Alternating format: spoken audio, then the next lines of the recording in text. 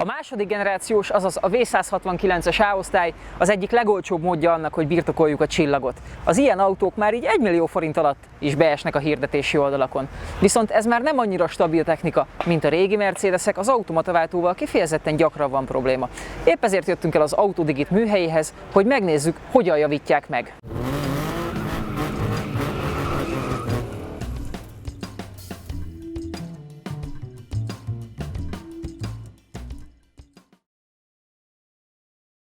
Tehát az egyszeri A-merci tulaj honnan veszi észre, hogy probléma van az autójának a sebességváltójával, az automatával? Mondjuk, amikor beteszi sebességi fokozatba, akár D-be, akár R-be ránt az autó, vagy menet közben, amikor ő nem ad túl nagy gázt, mégis egy ilyen ütő, rántó érzést érez. Többnyire ki is szokta írni az autó egyébként, hogy Transmission Failed Visit Workshop, tehát hogy automataváltó hiba van, és hogy látogasd meg a márkaszervizt. Értem. Milyen gyakran fordul elő nálatok ez a konkrét típus, a 169-es? Ez a típus, amit CVT váltóval szereltek, ugye nem csak ebbe rakták, hanem a V245-ösbe és a B-Mercibe is. Elég változó, nagyjából van, amikor csak egy héten egy, de van, hogy 4-5 darab is bejön egy héten, és ez nagyon hőmérséklet függő, tehát amikor nagy meleg van, vagy nagy hideg van, akkor általában az ilyen hirtelen külső hőmérséklet változáskor megnövekszik a darabszámuk, mivel ez a váltóvezérlő elektronika benne van a váltóolajban, és nagyon szélsőséges határok között, tehát akár -20 és plusz 120 fok között is változik a hőmérséklete. Erre még rátesz a külső hőmérsékletit is, és ez gyakorlatilag a hőingadozás, meg a rezgés, ami kinyírja ezeket a vezérlőegységeket. És amikor beérkezik hozzátok egy ilyen autó, mi az első lépés?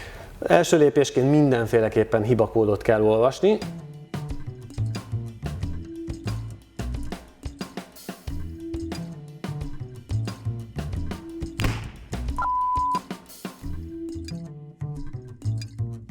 Elővettük a laptopot, kidobott 5 hibakódot, miután csatlakoztatod az autóra. Mire utalnak ezek? Mi a problémája az autónak?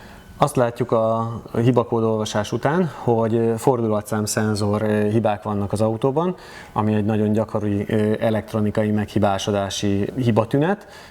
Viszont van egy másik hibakód is a hibakódok között, történetesen az, hogy a behajtó és a kihajtó tengelynek a fordulatszám aránya az nem megfelelő. Ez egy alapjában véve következményhiba, tehát mivel nem tudja megfelelően a fordulatszámjelet megmérni a szenzor, vagyis hát az elektronika, emiatt nyilván ezeknek az aránya sem lesz megfelelő, és egy ilyen következményhiba kódot is látunk benne. Ha csak ezt látnánk, viszont a fordulatszám szenzorjele hibáit nem, akkor viszont valószínűleg mechanikus hibáról lenne szó, ami viszont nem a mi asztalunk. Ha végeztetek a kiolvasással, mi történik? Egy nagyon fontos lépés még hátra van, mielőtt kiszereljük az elektronikát, vagy bármit hozzányúlunk az autóhoz, elmentjük az autó adatait, illetve az adott vezérlőegység adatait, amit javítunk. Ez azért nagyon fontos, hogy bármilyen szempontból ez reprodukálható legyen, tehát magyarán a szoftver, a tudás az megmaradjon, a vas az úgymond bármikor cserélhető alatta, viszont ha nincs egy ilyen esetleges backup lehetőségünk, akkor csak az van, hogy esetleg a kereskedőtől kell vennünk másik elektronikát, azt felprogramozni, viszont ha megvan ez a backup, akkor sokkal több lehetőség nyílik számunkra.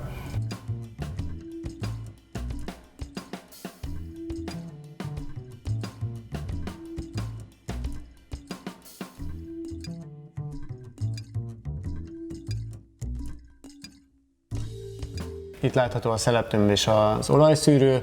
Egész jól néz ki, mert nem fekete az olaj, hanem picit sárgásabb, elég kevés fémreszeléket láthatunk rajta, mágneseken is viszonylag kevés volt.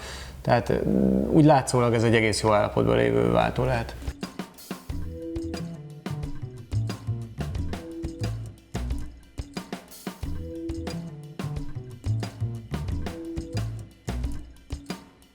Hogy néz ki ez az elektronika? Az elektronika ebből az egészből, ez a fekete műanyagnak kinéző alkatrész, maga az elektronikus egység az itt van benne, itt van 2 fordulatszámszenzor, itt egy harmadik, itt egy pozícióérzékelő, csatlakozó, ide pedig mennek bele a szelepek. És ezek a szelepek működtetik aztán magát a váltót ebben a szelep tömbben. Igen, az elektronika kitalálja, hogy mit szeretnénk csinálni, jelet ad a szelepek pedig vezérlik az olajat, ami utána elvégzi a dolgát.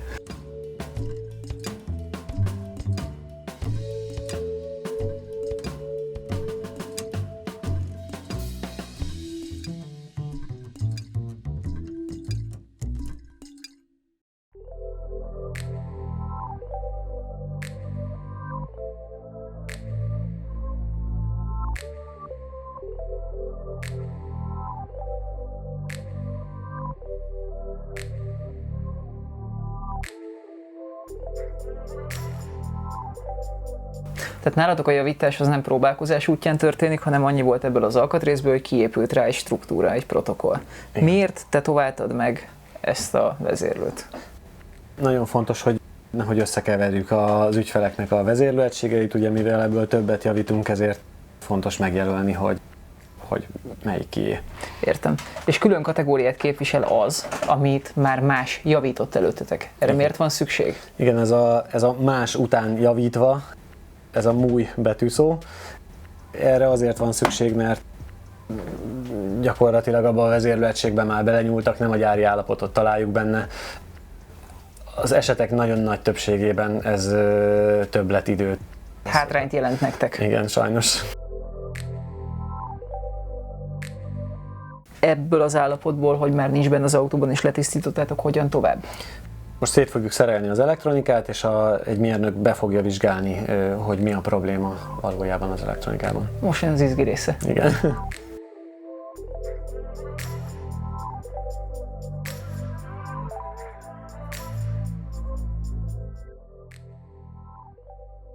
Leszettétek a burkolatot. Mi derült ki így első látásra? Egyrészről olajtól beázott az elektronika, ami nem feltétlenül jelenti azt, hogy ez okoz is bármi problémát, de ez látszik. Itt láthatjuk. Beszéltél arról, ne haragudj, hogy az olaj, ugye a váltóban, hogyha nem cserélnek időben olajat, akkor ez magával hoz ilyen kis fémspényt, ami hát ugye fém. Igen, ezeknek egy részét a mágnesek ugye meg tudják fogni, legalábbis ami vas, azt meg tudja fogni a mágnes, viszont rengeteg alumínium alkatrész van, ami meg teflon, meg minden ilyesmi, ami szintén kopik, és vezető lehet, és ez mind bele tud mosódni az olajba, és ezek is tudnak problémát okozni. Értem. Mi derült ki még? Találunk itt egy kis olajbuborékot, ami érdekesen így beékelődött a zselé alá, illetve például az egyik jellemző hibája, hogy elszakadt egy szál az elektronikában, ami nagyon-nagyon picike, nagyon vékony szál. Látszik hozzá képest, hogy a gyufafej mekkora. Igen, pontosan. Például ez is.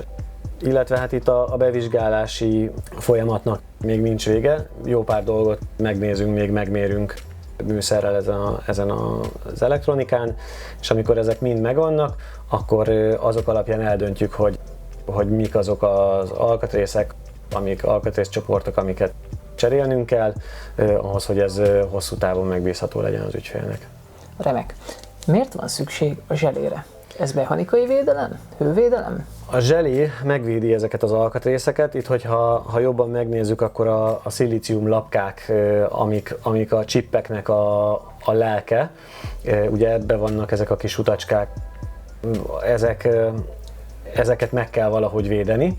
Normál esetben ez a fekete színű tokban, egy műanyag tokban van, ahogy kinéz egy ilyen IC. A kis soklábú műanyag, amit mindenki látott már. Igen, olyat már sokan láttunk, viszont ez a zselés hibrid áramköröknél, itt nincs ez a kis fekete műanyagvédőtok, itt egyszerűen ez a zselével van leöntve az egész áramkör, és ez védi meg mechanikusan is, oxidációtól is, és a többi, és a többi. Mi az a szuper titkos folyadék, amivel eltávolítjátok a zselét? Mi csak kólának hívjuk. Egy barna színű lötty, ami gyakorlatilag szétroncsolja a molekulaláncokat, és ettől lesz többé-kevésbé folyékony.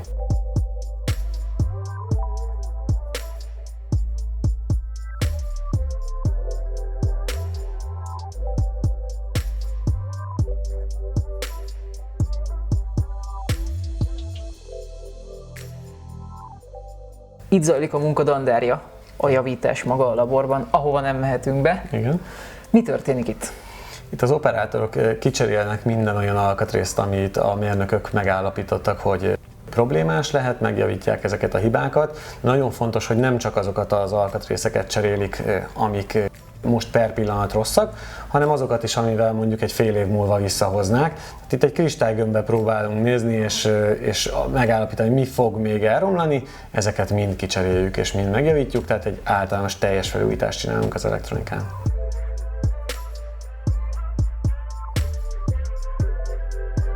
Akkor jöhet a beöntés. Tehát megtörtént a javítás, de mi volt a bűvészkedés ezekkel a vegyi anyagokkal? Vissza kell építeni a gyári zselés védőréteget az elektronikára, ami megvédi ezt az egészet innentől. És ez egész pontosan micsoda? Bár nyilván így konyha nyelven. Ez egy ilyen speciális kétkomponensű, szilikonbázisú anyag, ami pont annyira rugalmas, amennyire kell. Értem, és akkor ez adja a mechanikai védelmet, viszont ez most így eléggé folyik. Tehát gondolom, ennek meg kell kötnie, szilárdulni. Igen, meg kell szilárdulnia.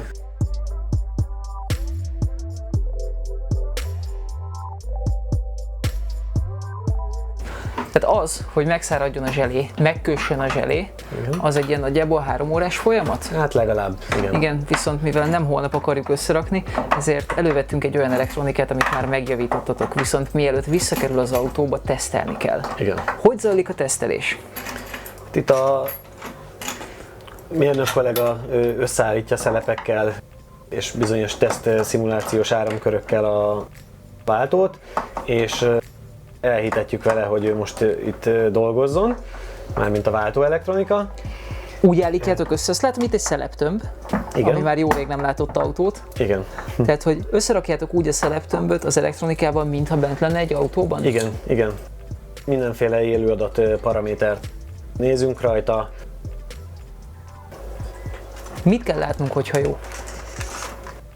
Például fordulatszámjeleket, feszültségeket, majd itt mindjárt megnézzük a paraméterlistát, hogy például miket látunk, és akkor azt megmutathatjuk, hogy mi mindenféle adat jön ki ebből az elektronikából. Ennek nincs olyan jó hangja, mint az Opel dízeleknek. Ja, igen, mert azt meg kell mutatni, hogy ez itt egy Opel dízelmotornak az adagolója dízelmotor nélkül. És ez is azért van, hogy a motorvezérlőt, ennek a motornak a motorvezérlőjét tudják tesztelni. Ez a hang, ez mi? A szelepeknek a hangját halljuk. Van egy alapmoduláció, amivel az elektronika elkezdi kivezérelni ilyenkor a szelepeket. És ez azért nem hallatszik az autóban, mert nagyon sok öntvénybe beágyazva dolgozik. Például meg a motor az elnyomja és hangosabb, igen. Ja, hogy ez csak akkor történik meg, hogyha már a motor jár. Igen, többnyire. Egyébként a régi osztálynál ezt a hangot lehetett hallani. Ez ehhez az autóhoz tartozó diagnosztikai eszköz, vagy pedig ez egy univerzális diagnosztikai eszköz, amivel most dolgoztok? Maga a műszer az egy univerzális diagnosztikai eszköz, viszont a folyamatokhoz az egyes eszközöket, bekötőket és minden ilyesmit azt kifejezetten az adott típushoz kell kifejlesztenünk. És mire való a Dremel? A Dremel arra való, hogy van egy kis mágnes a végén. Egy mágnest forgat? Egy mágnest forgat, igen, és ezzel szimulálunk neki fordulatszámjelet. Ó, mert hogy fordulatszámmérő most ugye nincs.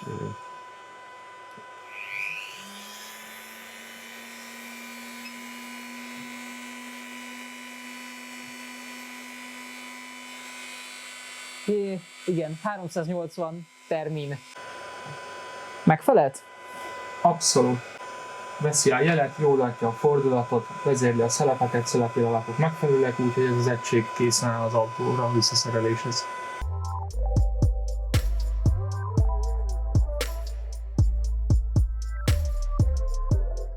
Ritkábban, de előforduló típushiba az is, hogy nem az elektronika vagy a szelepek kerülnek meg, hanem egész egyszerűen vélhetően egy öntési feszültség miatt megreped a szeleptömb.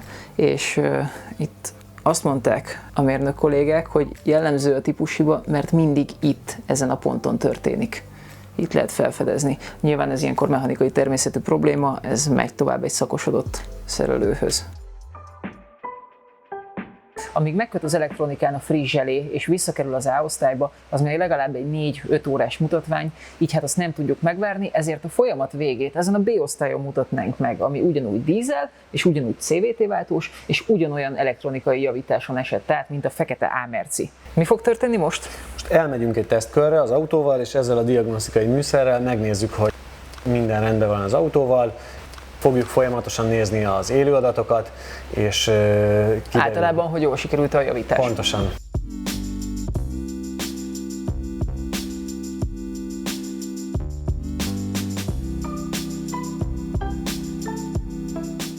Miket vizsgálsz ilyenkor te az autón? Mindenféle olyan dolgot, tehát sok ilyen autót vezetünk, pontosan tudjuk, hogy mi az, ami szokott ennek kopogni, nyiszogni, bármi ilyesmi. Tehát, hogyha mondjuk a futóműben valamilyen kóros elváltozást, ne talán a fékre, hogyha rálépünk, elhúz, vagy bármi ilyesmit, amit így itt most mondanám, hogy józan autóvezetői paraszti ésszel észreveszünk, ezeket mind nézzük. És van még egy nagyon-nagyon fontos dolog, a tesztkör végén, sőt, inkább azt mondom, hogy általában tire pressure. Szóval, hogy a tesztkör végén az összes Mercedesből, a légzsákrendszerből hibakódot szoktunk olvasni. Ez azért fontos, mert egy gyakori típus hibája, hogy a jobboldali ülésfoglaltsági érzékelő meghibásodik, és ugye hát ezen emberéletek múlhatnak, ezt mindig ki szoktuk olvasni, és van hozzá egy emulátor áramkörünk, amivel Folyamatos ülésfoglaltságot tudtok mutatni? Igen, pontosan, és akkor nem kell kicserélni ugye ezt a szenzort, hanem meg tudjuk oldani ezt is sokkal költséghatékonyabban az ügyfélnek. És a váltóval ilyenkor tehát nyilván behúzott D-be és gurulunk. Utána végigpróbálgatod a manuális üzemmódokat? Igen, majd az is. Most első körben az autót meg a váltót bemelegítjük, addig még nem is próbálgatunk rajta túlzottan semmit. Egy szépen lágyan közlekedünk az autóval, amíg el nem éri az üzemi hőmérsékletét, és utána következik igazából a tesztperiódus. Most jön az, hogy megálltunk az autóval, se előttünk, se mögöttünk senki, és megpróbálunk most egy padlógázas egyenletes gyorsítást. De hát ugye ez a váltó fokozatmentes, tehát mire figyelsz? Arra figyelek, hogy nem csúszik-e a kuplung, nem ad ki bármilyen rendellenes hangot, ez teljesen tökéletes. Hogyha egy bármi probléma lenne, akkor a fordulatszám ingadozáson, az autó viselkedésén ezt meg lehetne nézni, illetve amit még meg lehet próbálni, hát meg szoktunk próbálni, hogy a fokozatmentes váltónál végig próbáljuk a szimulált fokozatokat. És hogy ezeket veszi-e? És hogy minden rendben van-e. És akkor ez az autó most rendben van? Ez most rendben van, igen. No trouble code. No trouble code, azaz nincs hibakód. Nincs hibakód.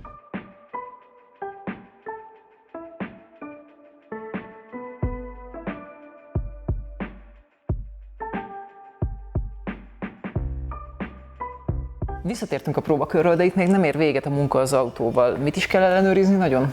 A váltóolajszintet meg kell ilyenkor nézni, viszont nagyon fontos, hogy ezt megfelelő hőmérsékleten tegyük, mert a váltóolaj hőmérsékletre nagyon sokat tágul. Illetve ezt az aknán meg szoktuk még nézni, hogy ne legyen semmilyen rendellenes olajfolyás, nehogy véletlenül lógjon bármilyen takarólemez, ilyesmi. Értem. És a javítás a szereléssel, tehát a teljes munkadíjjal és az anyagköltséggel mennyibe kerül? Nagyságrendileg 210 000 forint, ebből csak az elektronikának a javítása 159.900 forint, nagyon sok elektronikát kapunk postai úton. Értem. Mennyibe kerülne a Mercedesnél egy ilyen elektronika, hogyha levennék a polcról? Nagyságrendileg olyan 630 000 forint. ez meg egy 1.200.000 forintos autó. Mondhatni gazdasági totálkár. Igen. Tehát akkor a tanulság, kézit kell venni.